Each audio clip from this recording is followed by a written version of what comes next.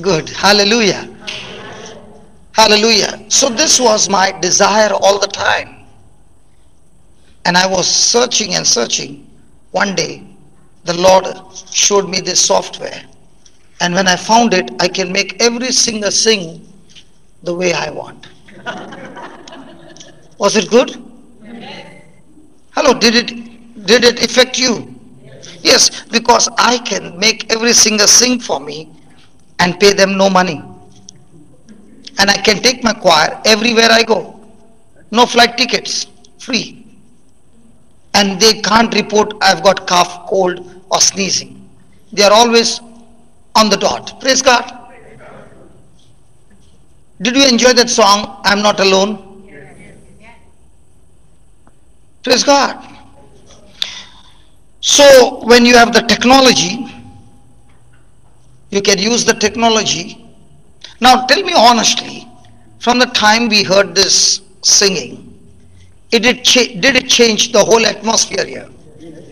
Come on. So if you create an atmosphere at home, can you change the situation of your life? Because the atmosphere I create is the product I produce.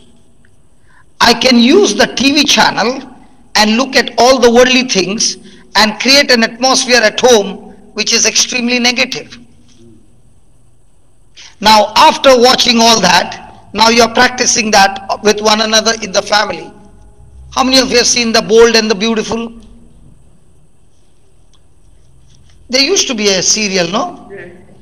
Hello, Bold and the Beautiful. And it was all Bible based.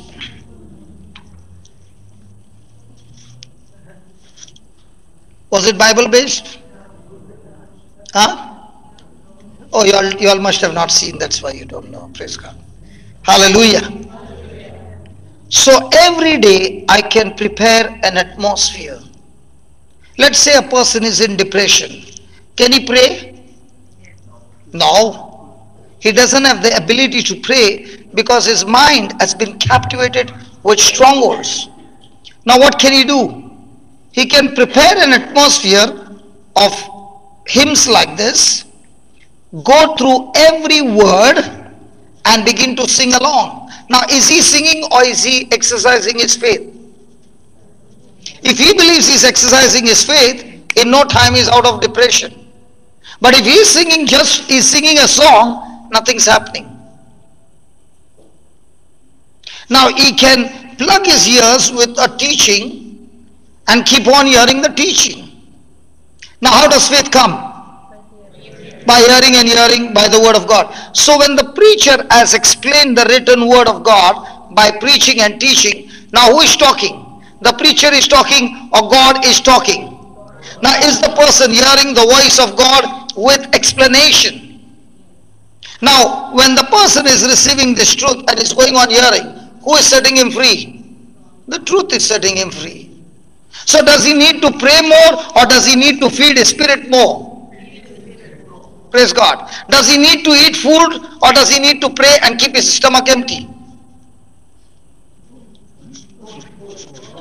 See, listen, if he keeps his stomach empty from 1 month, 2 months and is only praying, what will be the condition of his body? Not so good. Praise God. Hallelujah. So does he need to feed inside some calories? So when he feeds calories, will his body start moving?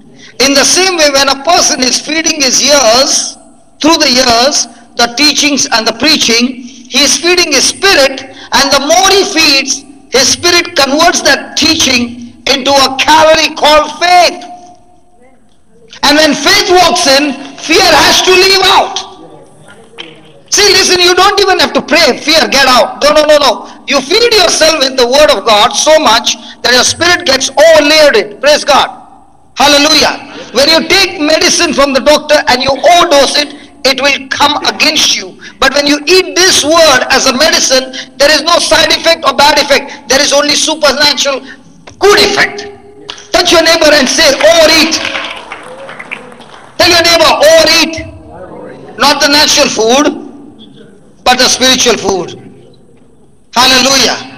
How do know somebody is strong? Because that person has been overeating the word of God, and when the test began, he began to practice against his adversary. Actually speaking, the adversary that came into his life are the ones who is helping him to grow, because on one side he is feeding his spirit with the word of God, his spirit has become strong. Now when the adversary comes, he only responds what he has learned through the word of God, and now he sees, now he is able to experience the breakthrough and victory.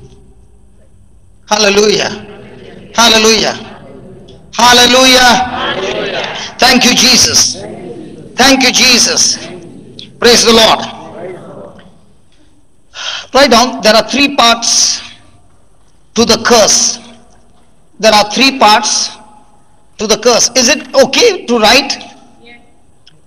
When you write and practice and come back, victory is guaranteed. When you write and don't open the book till the next session, victory is not guaranteed. Hallelujah. There are many times people will say, hey brother, I attended your retreat. How many? 10. Good. Did you get result? No. Why you did not get result? No practice. Hello? Just because you brought some food from the market and never cooked but kept it in the fridge, will your stomach become full? Do you need to cook? So this is a recipe how to cook spiritual food to get spiritual faith that can move mountains out of your life. Amen. Hallelujah. So there are 3 parts to the curse. 3 parts to the curse in the earth. First one, spiritual death. First one, spiritual death. Second, sickness. Third, poverty and debt.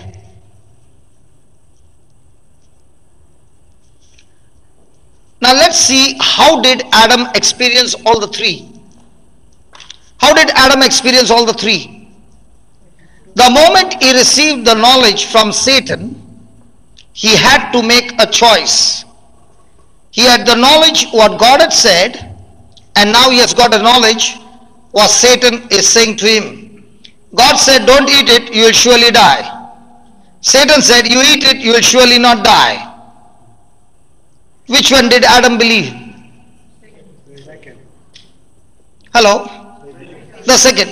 So when Adam believed what Satan said, did he activate the spiritual death in his life? Did he activate sickness in his life? Did he activate poverty and debt in his life? Let's look at the first one. Was his relationship from God cut off? Did he die instantly? No. But at that very moment, did he die spiritually? Now his body, which was immortal, perfect, no sickness at all, did that virus called sin bring death in his physical body? Did that sin bring sorrow and grief and sickness and pain and curses in his life? Now because of Adam's sin, was there a first murder in his family? His own son, Cain, killed Abel. Now as long as Adam had not disobeyed, would that happen? No. Praise God. 2. By his disobedience did sickness and disease come. Was it God's plan for man to be sick? So does God give sickness? Does God give sickness to man? The only man he has given sickness, let me repeat again, God has given sickness to only one man, and he is the Son of God, Jesus, on the cross. Why did he give sickness to his son? He took our sickness and gave it to his son, so that his son can bear the sickness on my behalf, and I can be set free from every sickness. Come on. What do you call that? Hello, what do you call that? Extreme love. What did he do with the curse? He took our curse and made him to be a curse on the cross. Now when you look at Jesus, do you see him as accursed of God? Can I show you the scripture? You read it yourself. Come on. Galatians 3:13.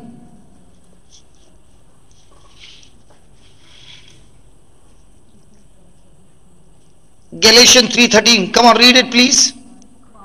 Christ has or will. Has or will. Has what? Means redeemed us, means ransomed us, paid the price to deliver us from what? Curse of what? Of the law. So every time I disobeyed the law, what got activated? According to Deuteronomy chapter 28 from verse number 16, from 15 to 68, what was activated? Curses. So what did God do? He took every one of those curses of the whole mankind and put it on his son and made him to be a curse on our behalf. And that's why he had to die on the cross as a curse. That's why it says Christ has redeemed us from the curse of the law. For the scripture says, for being made a curse for us, for it is written what? Cursed is everyone that hangs on the tree. Now when you look at Jesus cursed by God, where's that curse that's on your life? Hello, where's the curse that is operating on your life? Okay, let's put it this way. Whenever you went to withdraw the money to the ATM machine, do you need a card? Yes. You put the card. Yes. The process began. Then is it asking for PIN number? Yes.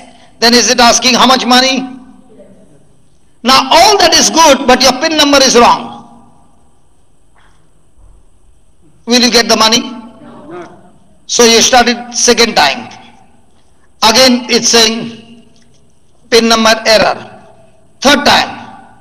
What does it say?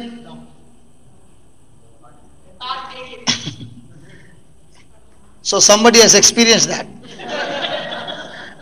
Not only the PIN number is gone, the card is also gone. Hello? Is it right? In the same way, God is saying, I give you the PIN number called Galatians 3:13. For every curse in your life, you must believe that I took that curse from you and put it on my son. I actually took that curse and put it in my son and made him to be a curse on your behalf, so that you are no longer on any curse, but you are now, put the 14th verse. But now that the blessings of Abraham might come on the Gentiles through Jesus Christ, that we might receive the promise of the Spirit. Praise God. Hallelujah. So when you look at Jesus, can you see extreme love?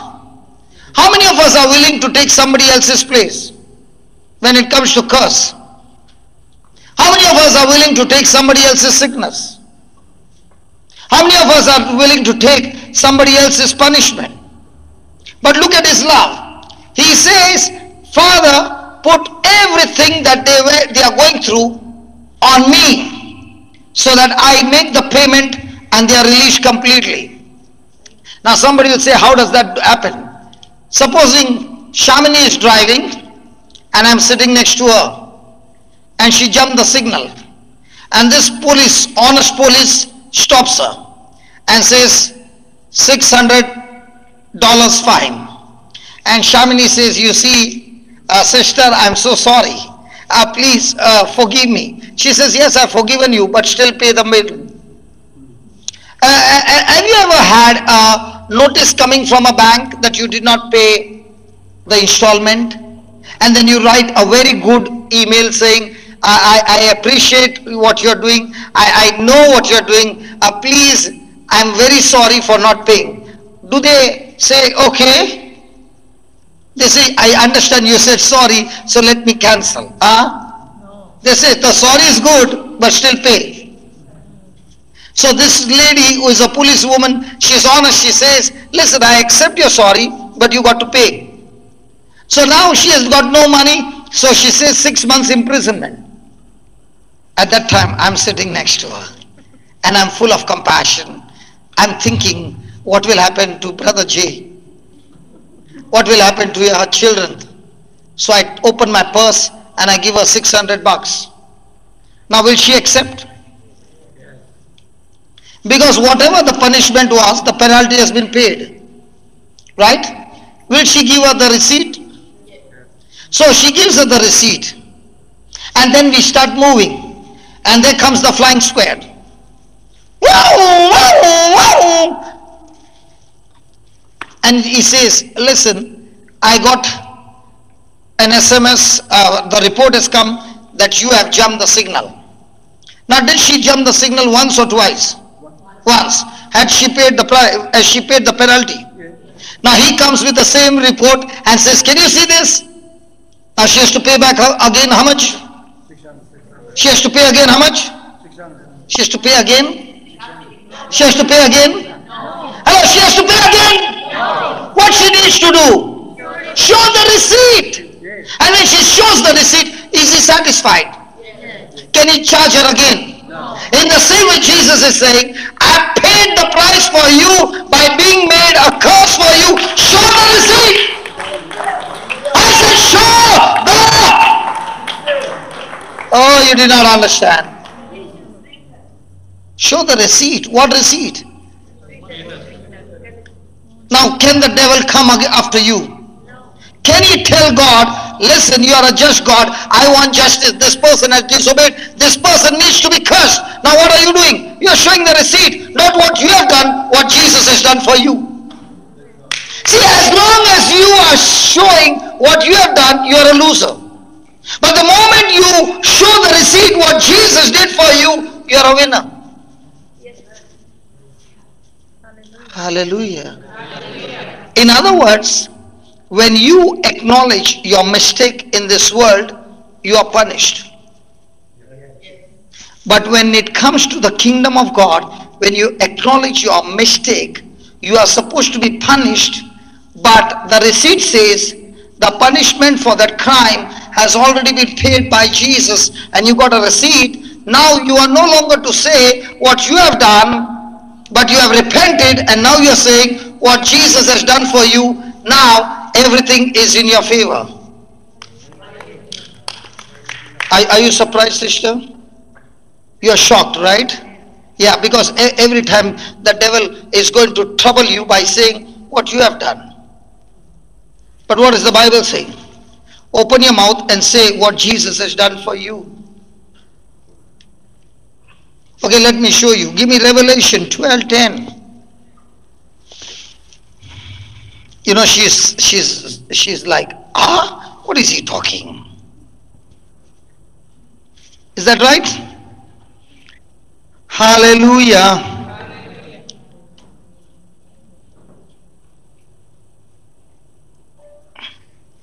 I heard a loud voice saying in heaven, now is come salvation and strength and the kingdom of our God and the power of his Christ. For the accuser, say that accuser. Who is he? Satan. For our accuser of our brethren is cast down, which accuses them before our God. So the accuser is accusing before our God. What is he saying? This person has done this. He deserves to be under curse. But look at what it says. And they, say that they, who are they? The ones who believe in Jesus. They overcame who? Hello, they overcame whom? Satan. How? By the blood of the Lamb. Now, when Satan is accusing in heaven before God that this person has done this, and this, according to your just God, this person should come under curse. Praise God. Praise God. And you have done that mistake, and that's why you are accused to be punished. But at that very moment, the advocate walks in. His name is Jesus. And he tells his father, listen, father, the crime that he has done, it deserves punishment. But his punishment was put on me, and I paid the price with my life and with my blood. Praise God. He is so happy and is saying that, and the Father says, not satisfied. When Jesus says what he has done for us on the cross, the Father says, not satisfied. Satan is jumping and screaming, yay! Did you hear what the Father said? Not satisfied. And Jesus looks at the Father, and the Father says, Son, listen, I'm a judge. I'm a judge. I cannot just give a judgment. I'm a just judge. In my court, there has to be two witnesses.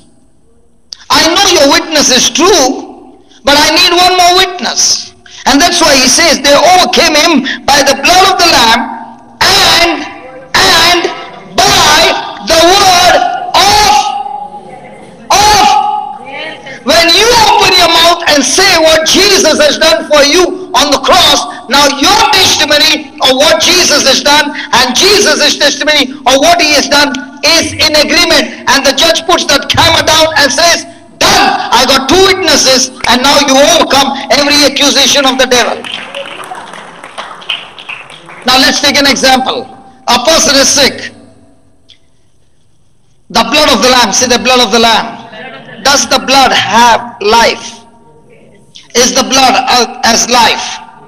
So is the blood of Abel talking even today? Demanding what? Justice. In the same way, is the blood of Jesus talking on our behalf?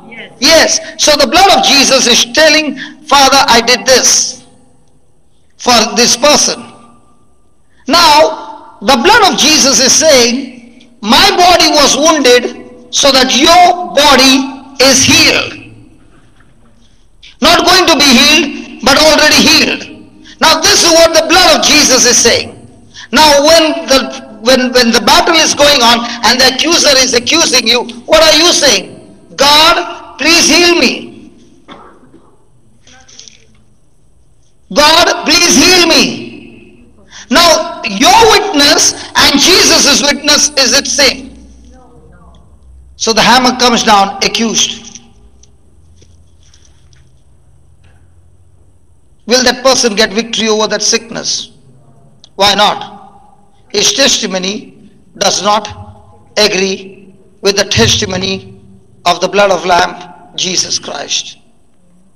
So what is my battle? To get my healing? Or my battle is to agree to the testimony of Jesus on the cross.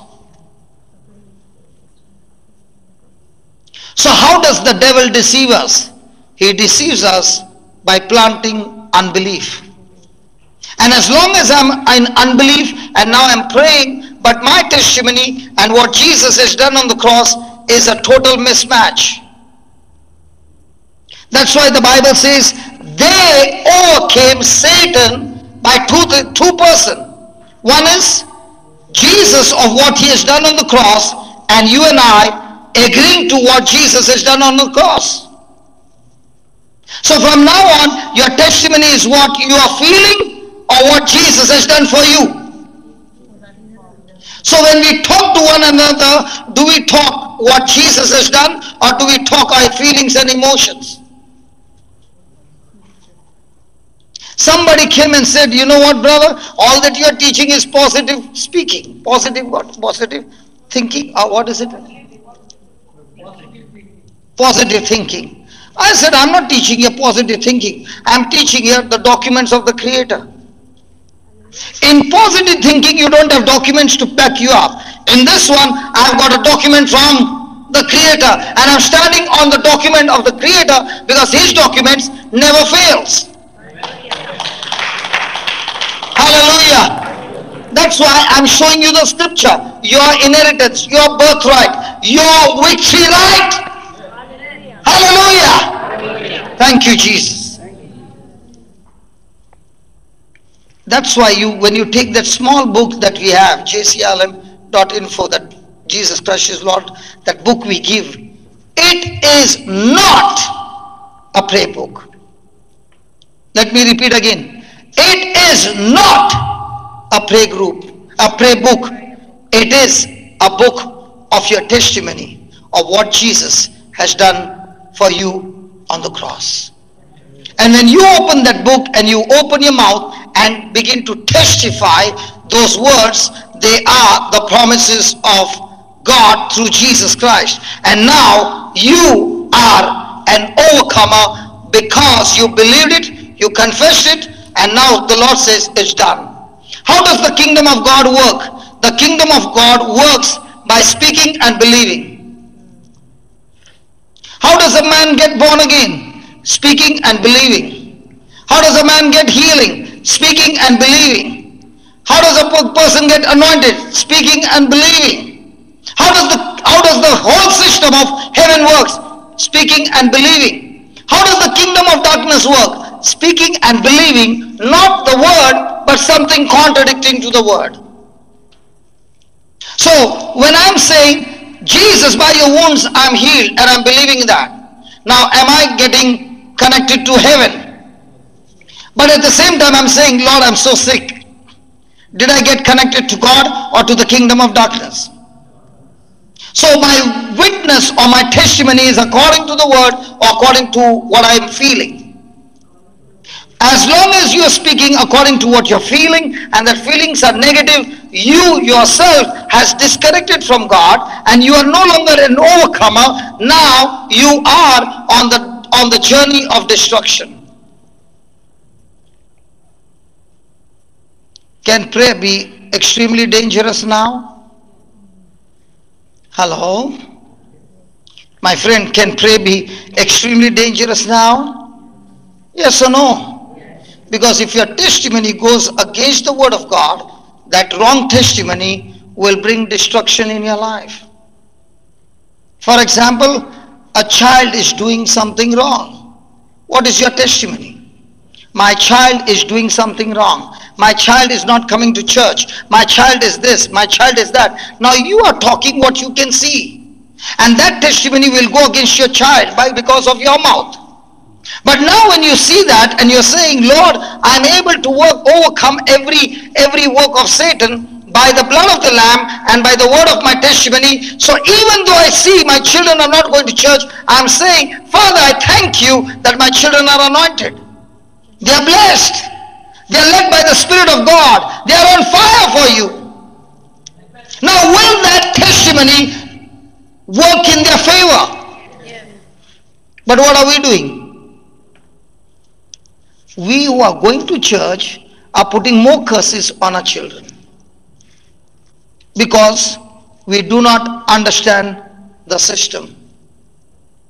And if you will say God is merciful, he will adjust the system and give you. Listen, my friend, if God does that, he is going against his own word.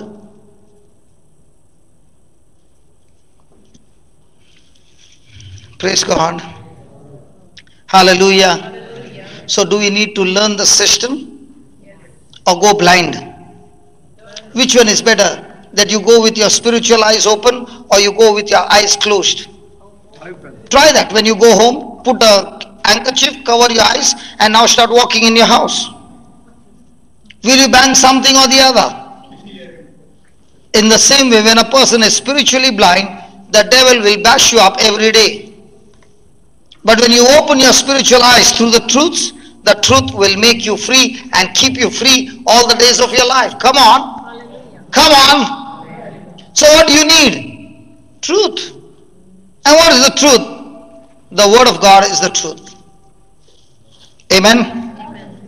So the curses is spiritual death, sickness, and poverty. Say poverty. Now was Adam cast out of the Garden of Eden? Yeah. Was he the owner? Yes. Had God made him the owner? Now is he the owner? No. He became the slave of the devil. Who became the owner of the Garden of Eden? Satan. How? Because Adam believed Satan, and Satan, deceiving Adam, became the master, and Adam became his slave.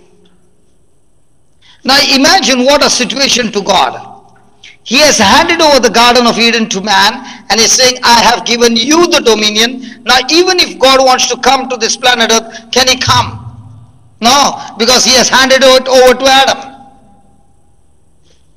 Can you understand what is the situation now? If God comes to this planet Earth to rule over this earth, he is entering illegal. And that's why the only way to enter this earth is the gateway, that is the womb of a mother. There is no other way to enter this planet Earth. And praise God, you all my sisters, you give the Spirit an entry to perform on this earth by bringing the baby into this world through your womb. That is the only door. Hello, that is the only door. Hello, that is the only door. And that's why God, the Creator, coming to a woman to ask her, can you give the womb for my son? Is the son a spirit? Yes, God is a spirit. But this spirit, God, needs a body. And the only person who can give a body to a spirit is the woman. And that's why the angel comes and talks to the woman, can you give your womb to God's son? And she says, yes. The moment she says yes, the conception has taken place. What is so special that the angel of God has to come and speak to her? Can't God just directly do it? No, he cannot do it, because he has given to man the freedom to choose. And if he does it by force, he is going against his own law. Praise God. Hallelujah. Hallelujah. Thank you, Jesus. Now, why is he asking the woman for a womb? Because every person who has come into this world from a mother's womb, the pregnancy was always through an earthly father. Yes? But when it came to Jesus, it was not an earthly father. Why? Because when Adam disobeyed God, sin came into the world through Adam, and the sin nature comes to the baby, not from the woman, but from the man. Now when the pregnancy took place in a woman, there is no earthly father. There is only the power of the Most High, and that's why the conception is absolutely holy and pure without sin. So how is Jesus now? Exactly like Adam. Is he God? He is God, but he emptied himself of all glory, and he has to come to this planet Earth not as God but as man and fight the battle as man. Can you imagine the love? He has to come down to his creation and take all the insult and abuse from his own creation and still say, I love you. What do you call that? How many of us would leave our palace and become a slave and a servant and take all the thrashing and all the opposition from the very person whom he loves and he created? But did he go through the battle? Come on. How did he win the battle? Adam lost by disobedience. Jesus won by obedience. How do you lose battles in your life? By disobedience. How do you win battles in your life? By obedience. When a person is obeying, he is operating on the law of love. When a person is disobeying, he has switched off love and activated hatred. Now, can you understand the system? Hello, can you understand the system? I want you to imagine the system, the plane with all of us sitting in the airplane. The pilot has brought the airplane at the runway, and on the runway he decides to go at a speed of 100. Will the flight take off? Has he supposed to accelerate to a high speed? Now when he's accelerating at the high speed, the air that he cannot see, is that air lifting the plane up? Come on. Is that air now at that speed challenging the law of gravity? In the same way, when Jesus came to this scene, he not only came to forgive our sins, but he came to destroy the sin nature that came from Adam, praise God, and destroy it and replace it with his own nature. So now, in all of us who are baptized in Jesus, we have God nature in our heart, but the mind nature has been trained with sin.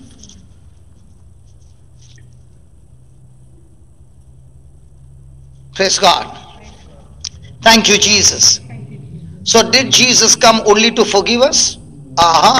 He came not only to forgive us, but to reverse what Adam had activated in the Garden of Eden. Jesus came and reversed everything, and now that same Jesus is saying, listen man, you were once upon a time slave of Satan, but now that I've overcome Satan, I give you this power and authority, because this power in heaven and on earth has been given unto me when I fought the battle on the cross and got the victory. And that same power and that same authority I give to you. Hallelujah. Hallelujah. How selfish we are. When it comes to power, when it comes to blessing, we all clap. But when I said all the price that he paid, nobody clapped. Because even now, it's all about what can I get. But if you understand what he did, would you be clapping? But nobody clapped. And that clapping also is such a conjuice. Hallelujah. Thank you, Jesus. Can you see what love has done? Hallelujah. If you have thought not to talk to me, it's your wish. Praise God. I don't know how they will go up till 5 o'clock in the morning like this, keeping quiet. Praise God. I don't understand these people. Thank you, Jesus. Some of them have already started praying, God, change his mind. Hallelujah. Is this church also having an alarm? No, but does it go off at 1?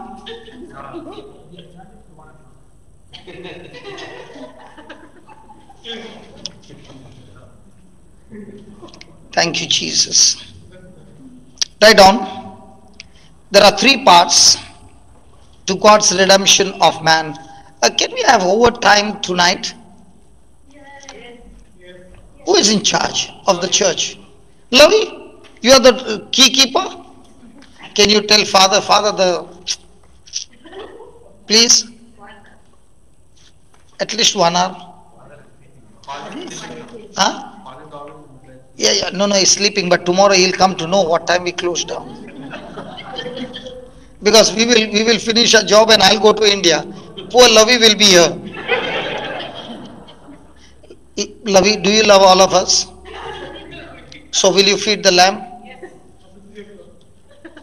Jesus is asking me the same question. Johnson, do you love the lamb? Do you love me? I said, yes, Lord. Feed the lamb till 5 o'clock in the morning.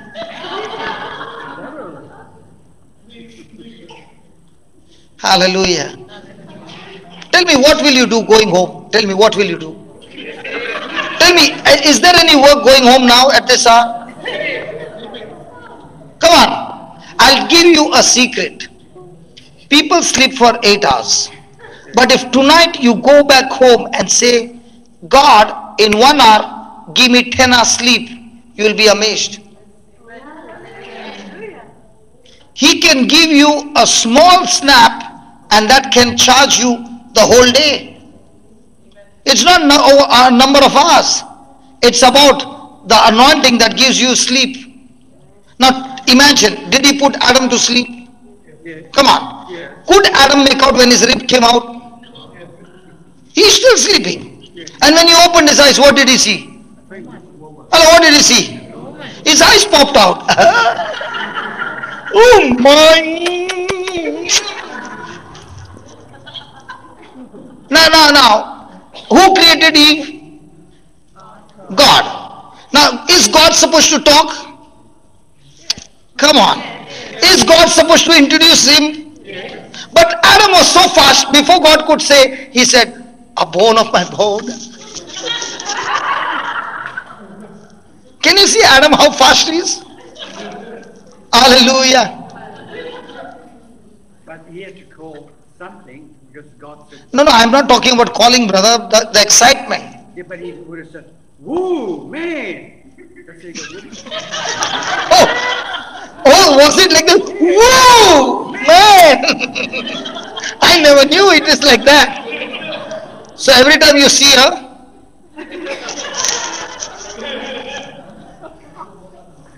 Hallelujah. All secrets, all interpretation is coming out. Praise God. Thank you, Jesus. Okay. There are three parts to God's redemption. There are three parts to God's redemption of man. Of man. First one, salvation. Second one, healing.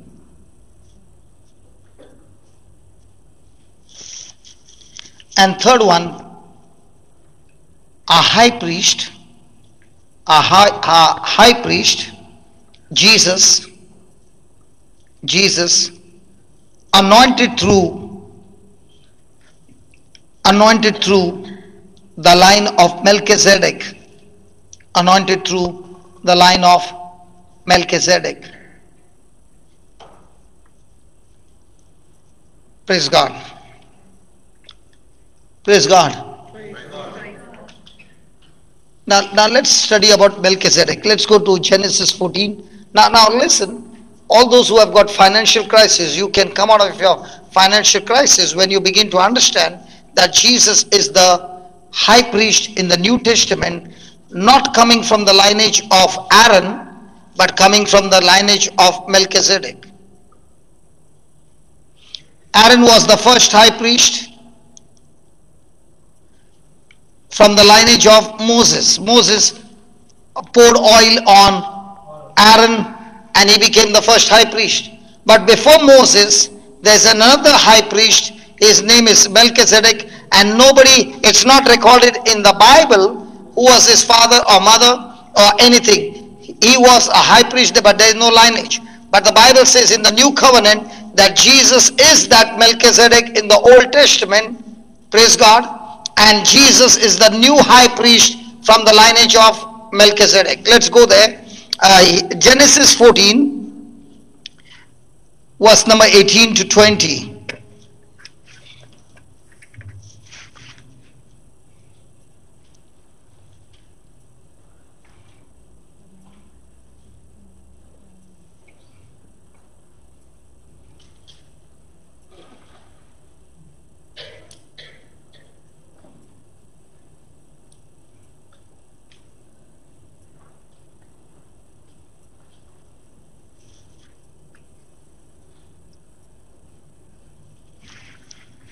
Please read that.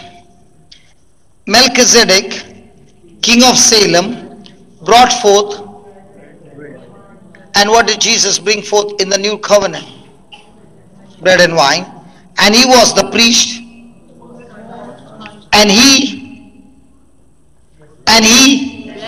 blessed Abraham and said, Blessed be Abraham of the Most High God, possessor of heaven and earth.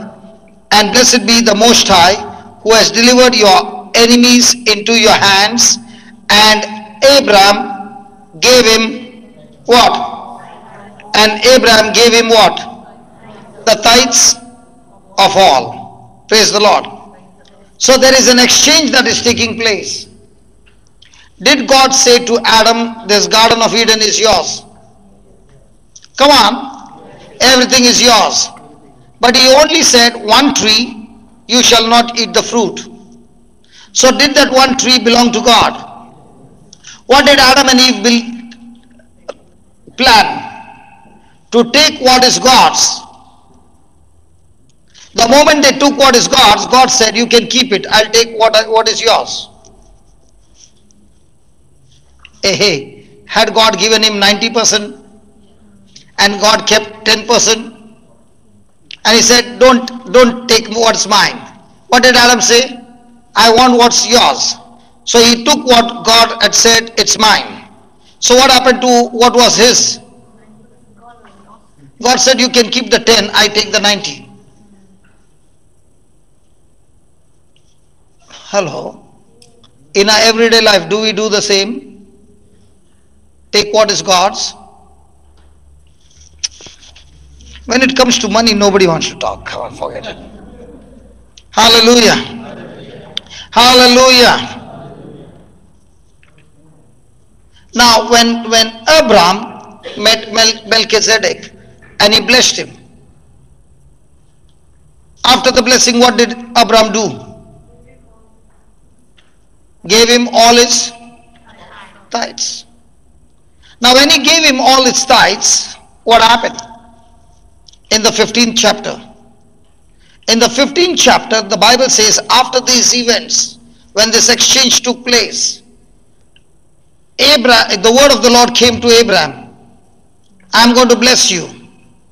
I'm going to do this. I'm going to do that. And Abraham opened his mouth and said, God, what will you do to me? I'm childless. I do not have any children.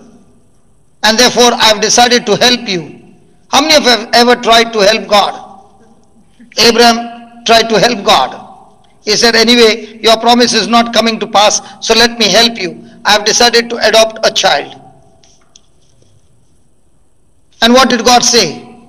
He said, no, that's not going to be your heir, but your own one. And praise God, God showed him the stars and said, count the stars. So the next time any childless couple comes to you and says, I want children, what will you tell the husband? Go and count the stars. Praise God. Hallelujah. And all those who got children, did you get children? The husband went on counting. Sometimes God gives very strange solutions. Is there anybody here, mother, who got pregnant because the husband was counting stars?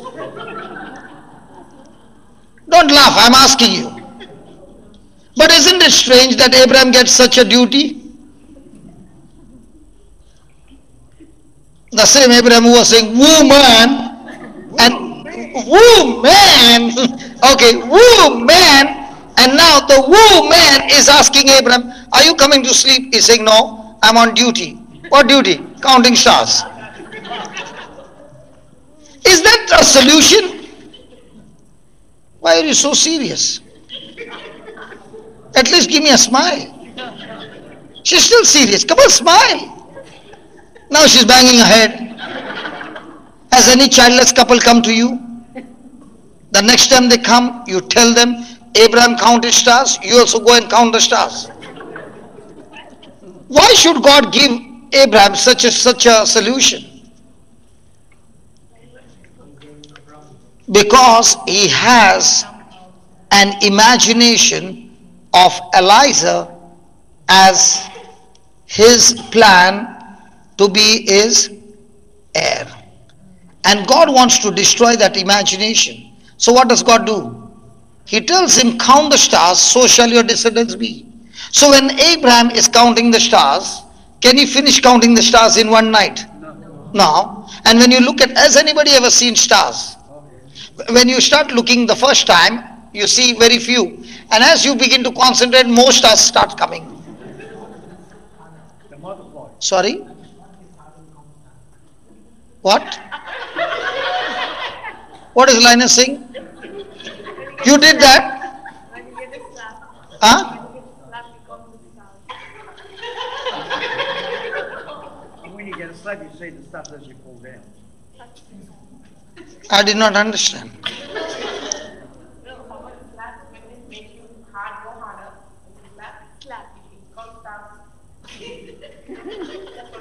I've taken big thrashing, but I never saw any stars.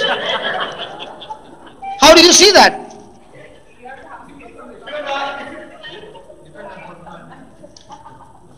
So in other words, Linus, you did not have to go on the terrace. You got slaps at home and you could see the stars. Don't practice that, please. Others will say, slap me, I want to see stars. What strange solutions, man. Hallelujah. Now why does God give him to count the stars? God has to destroy that image called Eliezer and replace it with descendants. One of the most powerful gifts that God has given to man is imagination. And that very same gift that God has given us, Satan uses that very same gift against you and your family. He begins to show you some of your troubles and uses your imagination to open your mouth and speak every negative word against yourself, your marriage, your children, and he says, now all that you imagined and all that you spoke, I will bring it to pass.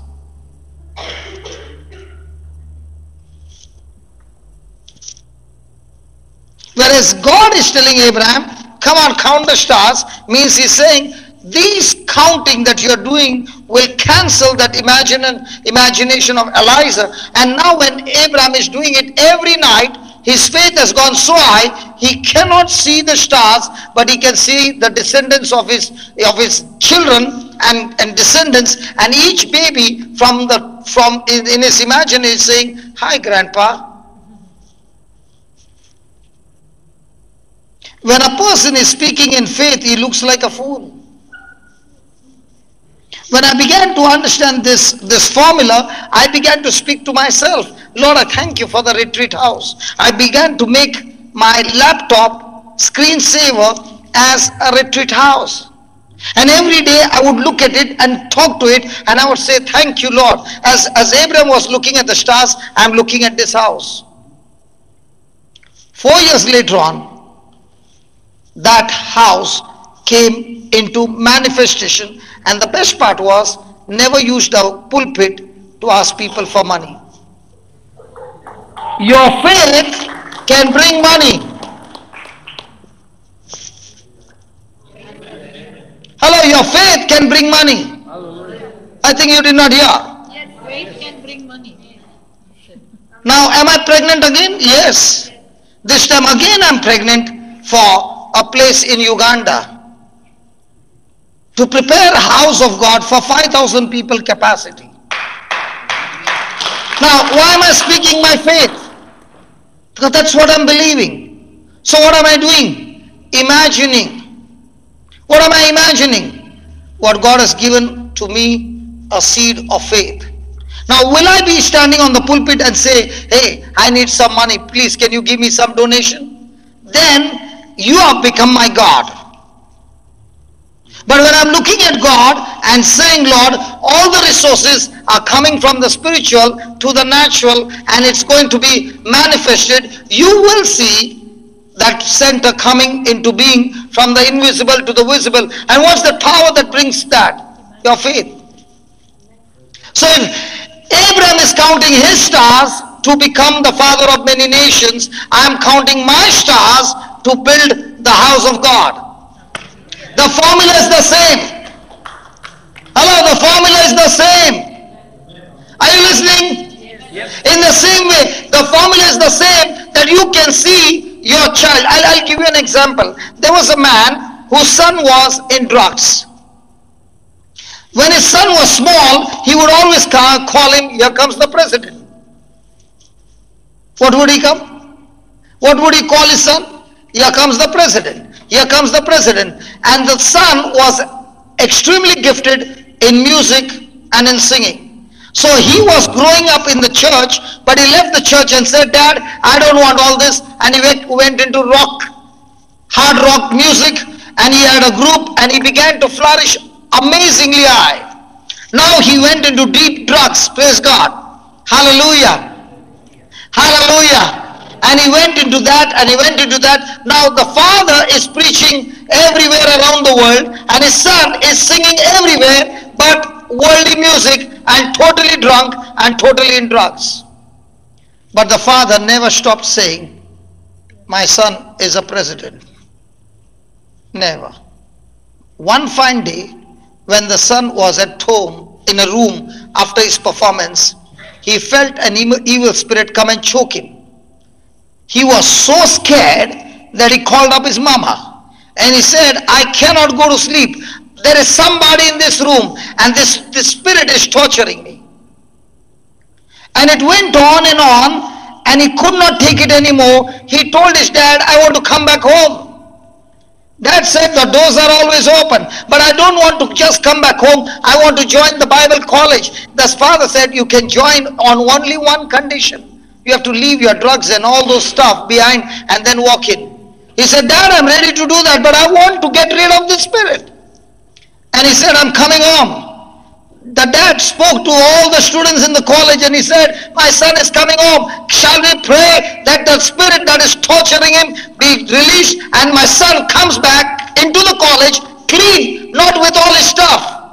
So the whole college was waiting for the son to come home. The prodigal son coming home to get an admission in a Bible college. Praise God. Hallelujah. And when he came home, he gave up everything and he became a mighty man of God, a president of a charismatic movement, and he began to shake the nation. Hey, listen, if your son is caught up with something, it is your imagination to get him out. But what are you saying? My son is in drugs, pray for him. Do you know what you are doing? Cursing your son. Let the weak say, I am strong. and what are you saying?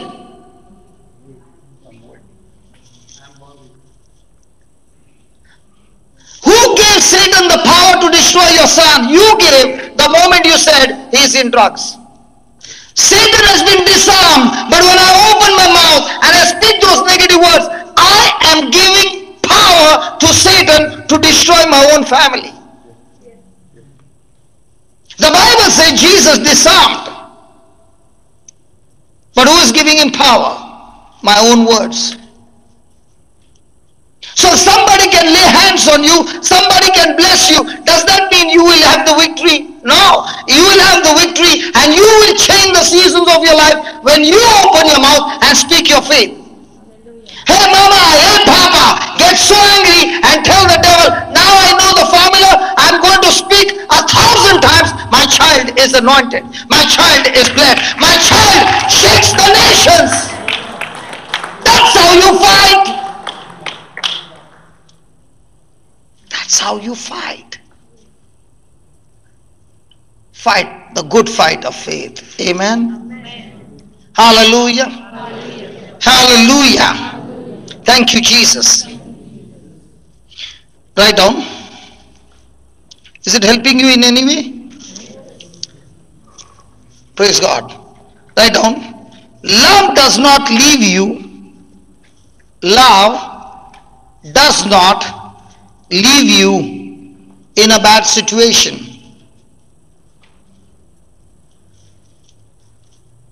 Love does not leave you in a bad situation. Love finds a way to help you.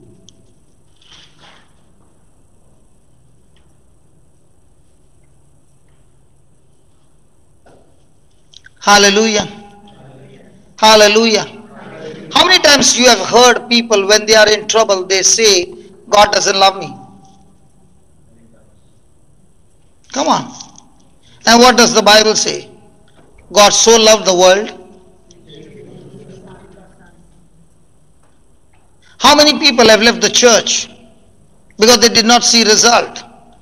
They did not see result because they moved in the right system or in the wrong system. So just because you moved in the wrong system, does that mean things will go right? Come on.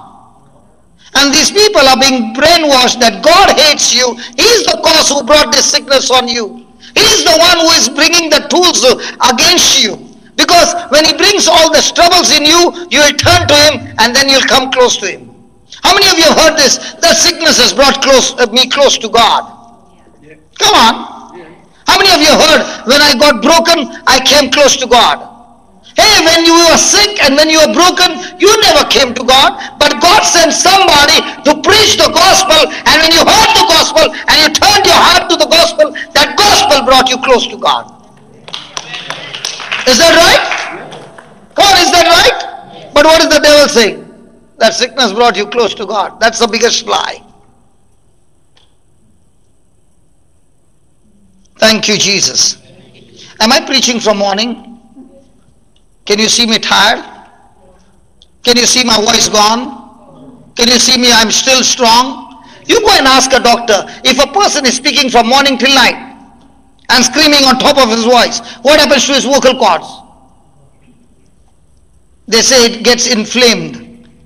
But when you are speaking the word of God, you don't get inflamed. Your vocal cords are on fire for God. It's all the principles of the Bible. If you think I will get a sore throat, you will surely get one. Somebody sneezed and you said that infection will come on me, surely it will come. Even if that person has not touched Wi-Fi connection, will still get connected. Hallelujah. Hallelujah. And even if somebody has touched you, you'll say, that virus, when it touches my body, dies instantly in the name of Jesus. Now what did you confess? What did you believe? That virus has to die. Praise God. Hallelujah. Thank you, Jesus. So, write down. Many a times we hear people say,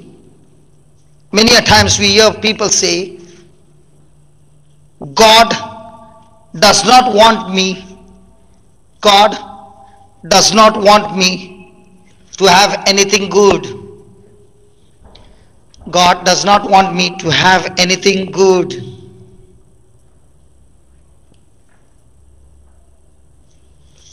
I'll give you a testimony, okay, with the permission of this baby, okay.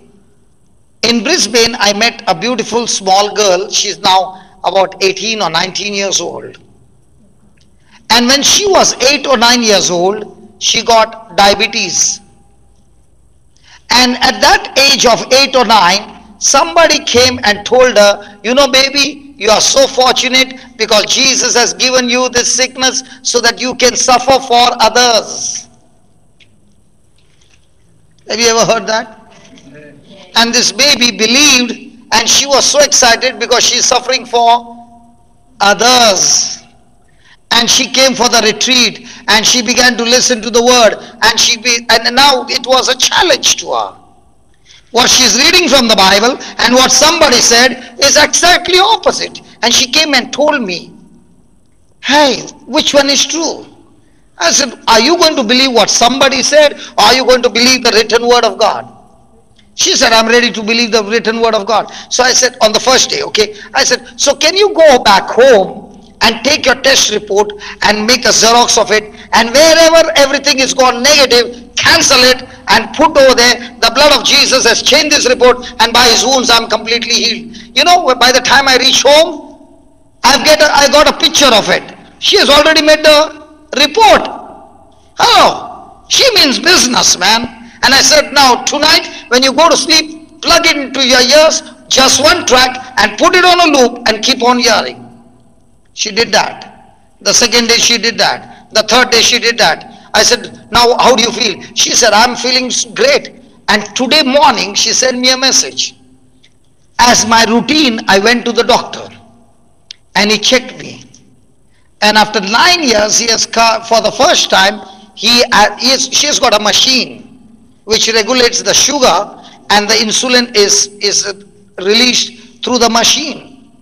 And the doctor said, I need to reduce the insulin by 25%. Now, Brisbane, I went about a week back. What did not happen in 10 years, in a week time, she saw the result. And she said, by the time I just one more week, the report comes clean. Now, is she fighting the battle? Now, all this time, did she fight the battle? Because she believed a lie. She believed that God gave her. Nowhere in the Bible it is said that God gave her. Okay, put that. Acts chapter 10:38. Let's see what God has given us. Acts 10:38. Please read that. How God anointed Jesus of Nazareth with Holy Ghost and with power, and he went about doing good and healing those whom the devil gave, not what God gave. Hello, healing what? All who are. See, listen, God gives the person sickness and the Son goes and delivers them. Hey, God gives sickness and Jesus goes and kills them. Who? The sickness. So is Jesus doing the Father's will?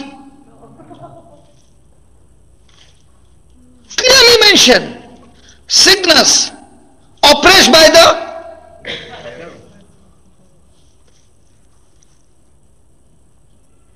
And when she saw that, she said, now I know I have to attack. And I thank God, some of them are real Rottweilers. When she got that bone, she said, devil, I got the bone. I do not accept your lies anymore. The Bible says I'm healed. It's settled for me. I tried my best to confuse her, so many questions. But she said, listen, you try your best to confuse. I have stuck with one word. By his wounds, by his wounds, by his wounds, by his wounds.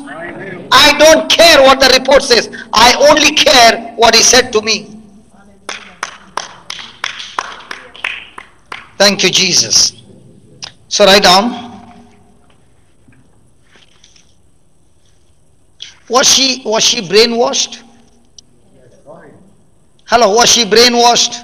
And how many years did she believe? 9 to 10 years. Did that brainwash get her into a mess or out of the mess? Many a times people say, you brainwash people. I don't brainwash people. The word washes them. Hello? There is no cleansing power greater than the word of God. Hallelujah. Hallelujah. Thank you, Jesus. So write down. Brainwashed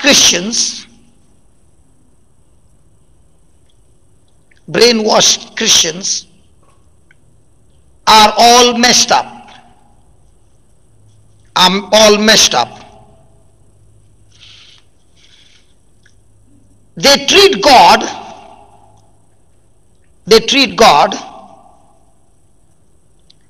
like he does not love anyone.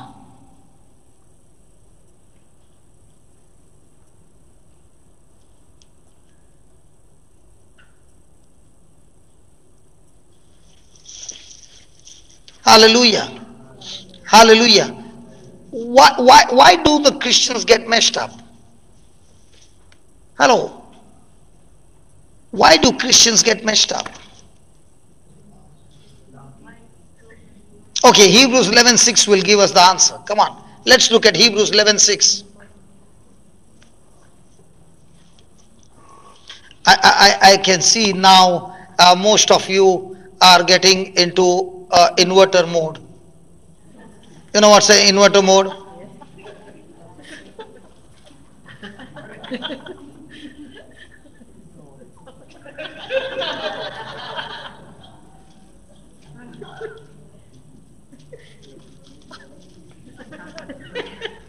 Oh, the battery's getting flat.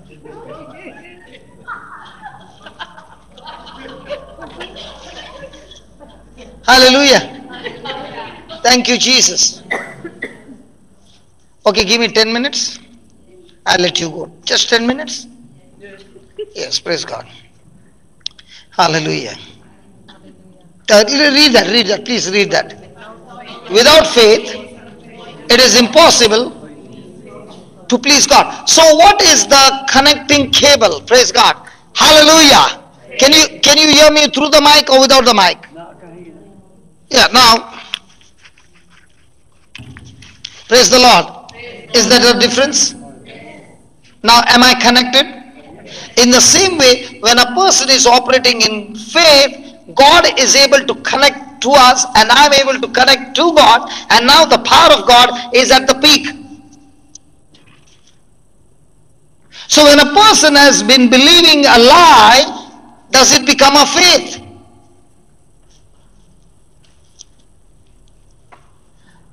Now you have taken a decision. You ask whatever question you want. I'm only going to see you.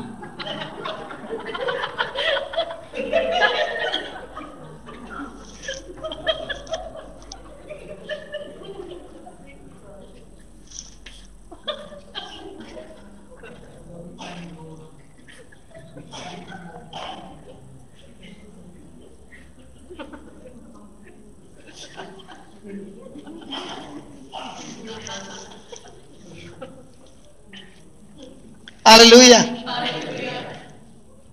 If you don't know how to close the class, I know how to put you to sleep. One person looked at me and doing.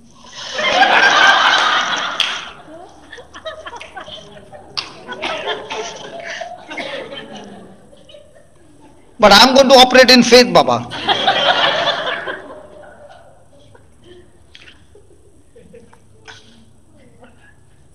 One person is going halfway. It is really fun, you know. All sleep is gone. Hallelujah. Say hallelujah. Hallelujah. All those who are sleeping, say loudly hallelujah. Hallelujah.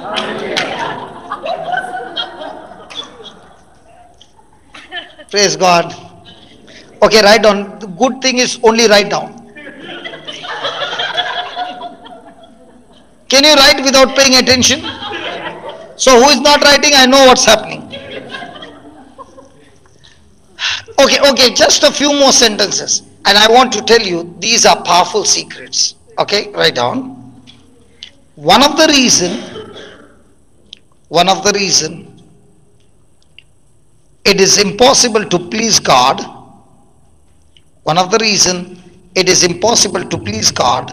without faith, is that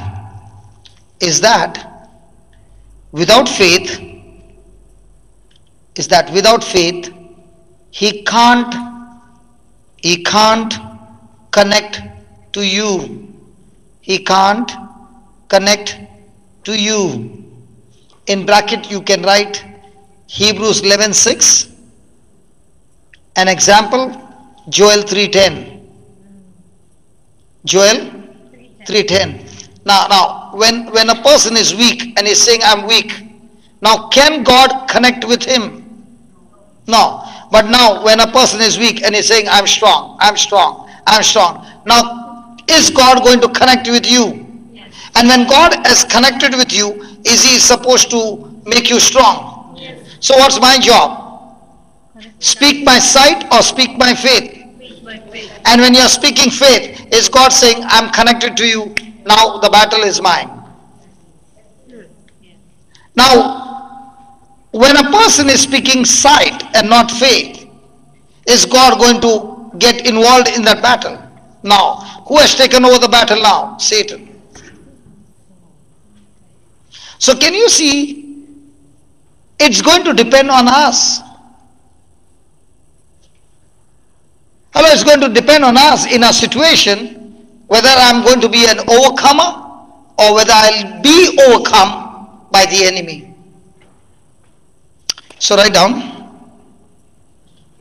What did you write? Last one. He can't connect to you, to us. Without faith, I can't access grace. Without faith, I can't access grace. Faith and grace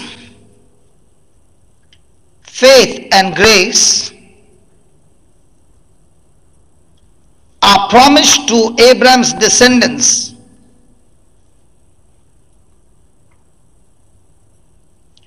Faith and grace are promised to Abraham's descendants through faith.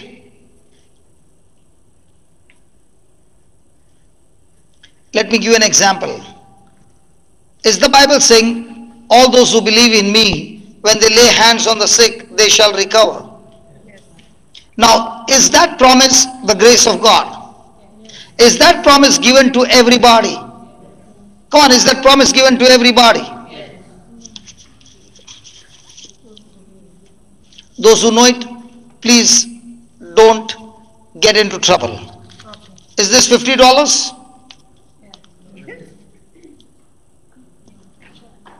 I showed $50, now the sleep is gone. I wonder if I show more than $50, what will happen? Okay. Now this $50 I want to give to you.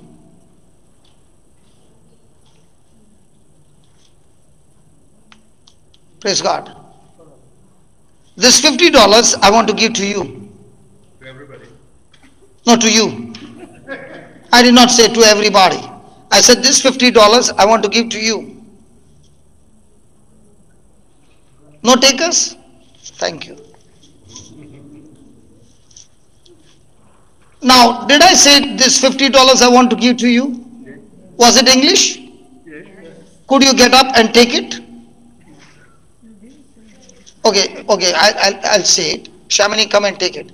This $50 I want to give to you. Now, did she come and take it? That's all she had to do. Because it was simple English. This $50 I want to give to you. Was it for everybody? Was there a desire? Yes. But did this come up from that seat? No, it's stuck there. Hello, is it stuck there? With a gum? Or with unbelief? In the same way, now Jesus is saying, all those who believe in me, when they lay hands on the sick, they shall recover. Now what are you saying? Preacher, lay hands on me. Why, you don't have your own hands?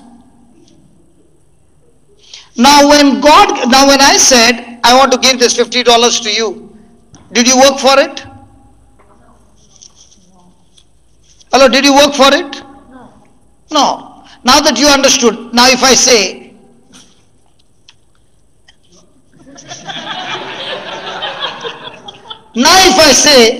and the person who believes, will he be sitting? Because now you understood how to tap into grace. Whenever God gives you a promise, that promise is grace. And when you get up and you put it into action, it becomes your faith. So as a Christian, do we respond to grace? God wants his children to enjoy his grace. But the problem is, we are looking at the grace but never getting up into action. And when I said I want to give it to you, you are saying no to all. No, I was saying to you. But did you get up? No. But now if I say, will you get up? Or you will say that $50 is too small for me to get up. What if it was $50,000? Now will you get up? Now you will jump from the top only. Are you understanding? So is God giving us grace? And is he giving us faith as well by explaining to us? Now what's our job? To move into action. Do we move into action? For example, today so many times I said, let the weak say I'm strong. Correct? Now during the break, what will happen? Hey brother, this thing is this thing and this thing and this thing. Can you keep your mouth shut and say that everything has changed in Jesus' name? Or if you want to come and talk to me, can you say, brother, thank you very much for teaching. I want you to agree with me that my children are blessed. My household is blessed. My house is on fire. Not this fire, bush fire, but Holy Spirit fire. Hallelujah. Hallelujah. And even if the devil comes anywhere close, this fire is going to burn him out. But what are you saying?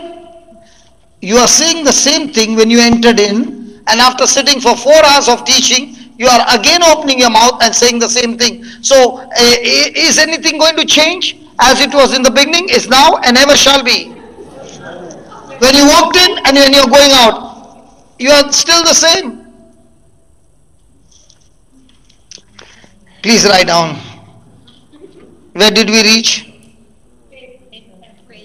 Through faith. Romans 4:16. Romans 4:16. God wants everyone to enjoy his grace.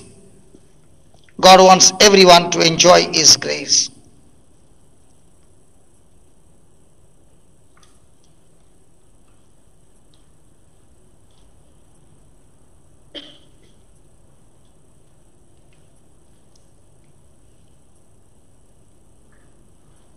Praise God. So, today's night vigil. So can we have the one worship song before we leave? Is that okay?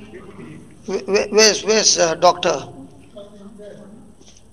Oh, she's there. Hallelujah. Now. Are we going to focus on the song or on the lyrics? Hello, on the song or the lyrics? And is that lyrics grace? Yes. Now, what is God looking for? My faith. Now, am I going to, like my brother said, am I going to speak from my mouth or speak from my heart? Has God shown us the formula? Yep. And when you are speaking by faith, do you get connected to God? Yep. Now, with that connection, is God saying, I'm moving now into action? Yes.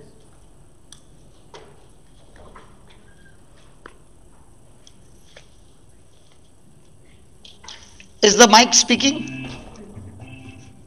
The mic. Yeah.